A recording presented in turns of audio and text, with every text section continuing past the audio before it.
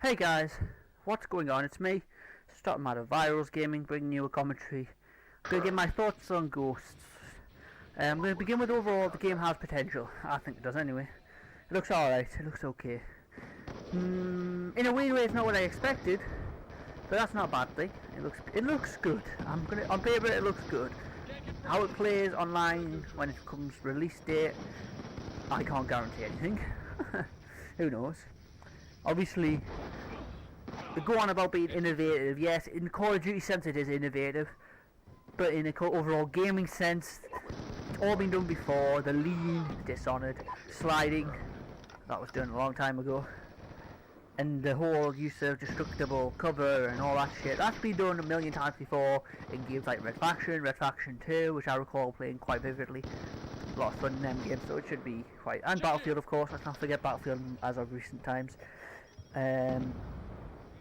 So it means learning the maps is going to be improved more challenging in that sense. Of course, once you get used to playing it, you're used to the Odin strike coming down and how it shapes the map, you should be fine because it won't take that, and then you can just play around that and force yourself to move. Or you could use the Odin strike to shape the map and then go and use that against the enemy. I don't know. It could work out either way. But of course, adding too much, they have added quite a lot of stuff. That doesn't always work, however, and it can sometimes bog down a game, I would say. It can make it more laggy, especially when you've got loads of unique kill streaks coming in, and somewhat ridiculous, and not ridiculous, but quite maybe really powerful ones. The Maniac Juggernaut, for example, I saw looked pretty damn powerful. I mean, if you can get the enemy off guard and kind of get up close with them, then yeah, it's quite fast from what I can see. And you don't, I mean, the guy was shooting him, but he did get a chance, and it kind of reminded me of, I don't know, it just reminded me of I don't know what it reminded me of. It did remind me of something, but I can't remember what. It just made me think that it might be a problem in the game itself, because you want to kill Store Streak, that is, yes, it's good, but it's not too good in the sense that it'll just dominate everyone and they won't have a chance to kill you. Because that ain't fair in the end. That ain't fair. Obviously, there's a lot of there's perk tires, so that's going to kind of change how you play, especially with 5 being the highest. So if you spend 5, you've only got 3 perks left, I think. I don't know how you've got like an 8-point system or something, isn't it? It's like 3 out of 10 points, but 8 instead. I don't know how does the point value affect the weapons, or is it just the perks? Someone has to let me know that because I'm not too sure. But if it is just perks, then you have the choice of obviously a minimum of 8 perks, depending on what you want. Of course, if you want to have a strong perk, then you're going to have to sacrifice 5 points for it. So it requires a lot of sacrifice, and it might force a lot of adaptability and less focus on one individual setup for classes. But of course, you're always going to come across weapons that have a favourite in everyone's minds, and then that weapon's normally getting nerfed in the end. In terms of rushing and camping, the game looks pretty mix of both. You could probably camp on it, but it would be pretty hard to do, especially if you're behind destructible cover. But that doesn't mean it'll stop it. It'll still be there. Camping will always be there, and rushing will always be there too. It's just, in terms of blind rushing, that's probably not going to work. You would have to definitely know the maps quite well before you could think about rushing in any direction. Because you have to, because when the game's map is turned on its head, that's when you really need to work out where the traffic's going to be coming through, because it might alternate between games. You just don't know these things. Obviously, there's a whole host of new game modes arriving with the search and rescue, cranked, and I think a lot of these sound like have come from Modern Warfare 3, which I never personally played. I wanted to, but I never got around to it for some reason because I'm a lazy sod. Obviously, all game modes like Team Deathmatch, Domination, all that returns. So for all those old classic game mode fans like myself, we are all good. What I am looking forward to trying out is the squad based competitions and strategy aspect, in which you pick a squad and you jump into a game and you get points.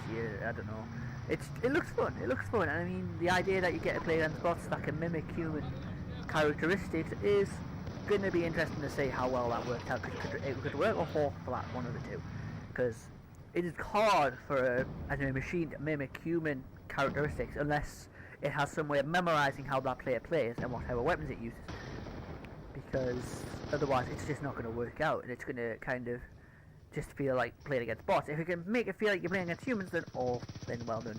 Infinity War, that's quite impressive. Time will tell in the end.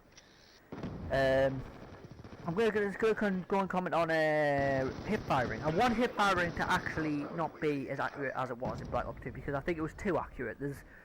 When it comes to firing a weapon from your hip, it's not meant to be accurate. It's not meant to be pinpoint accurate. It's meant to be spray. It's meant to just be spray randomly. And if you're up close, then yeah, it's going to probably more likely kill someone because your barrels are literally probably near enough within touching distance of them. But if it's like from a range, a decent enough range, like mid-range for example, I don't think a hip fire should really get you. It might damage you, but unless you aim in, it won't kill you. That's my personal opinion. You might disagree with me on that, and that's fine. Gonna quickly talk about sniping. To be fair, I'm quite happy they made quickscope more of a challenge. Because I think that was one of the problems in Black Ops 2, that was quite obvious. And even when and you saw the reaction the snipers did when they got patched. That is ridiculous. And I have to say, if you are a fan of sniping, and you're going into Ghosts with the type of, oh, I got a quickscope mentality, then you should just look at yourself in the mirror, and just think, you know what, Ghost is going to offer a new challenge, and if I don't adapt, then it's going to leave me behind. So what you guys need to do is get your hands out of your arse for 5 seconds, wash the shit off, and begin with a new set of cards. Begin from scale where 1, relearn the game, relearn the maps if you have to. Obviously you will learn the maps and learn the game, learn what weapons suit you, learn how to do it. Timing is all in the timing, of course. And I'm not a quickscoper, so I'm probably no right to talk about this. I mean, it's even worse. The trick shot reaction is like, oh, what happened to my trick shots? I don't give a bloody fuck. To be fair, trick shot is pointless and stupid in my opinion. That's just my opinion. I don't like trick shot because I think, well, why should I have to sit through it? I did. And last final ending round to a search and destroy with someone doing a little spinny woo off the top of something and missing every fucking shot. I shouldn't have to sit through that. That is not fun. That is the most boring piece of shit that could ever come into a game. A first person shooter is not first person spin around do 360s off fucking building roofs. That's not what it is. It is a game that requires adaptability, focus, tactics, and more importantly, teamwork and survival. Something that COD has neglected in the past. Of course, there are some brilliant teams out there, I bet, and my hat goes off to them.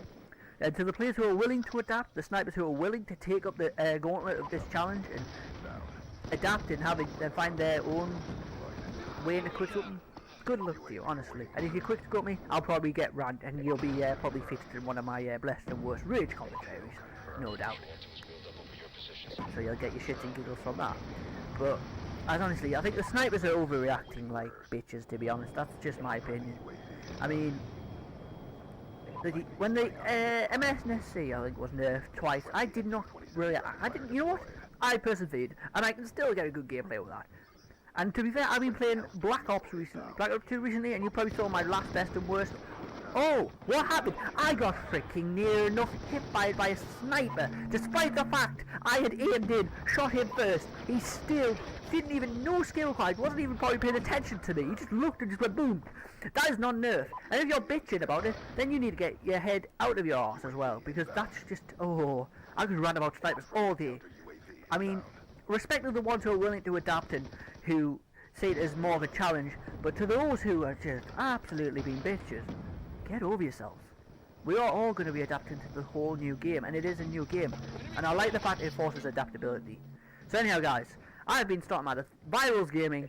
Thank you for watching, and I hope you enjoyed this commentary.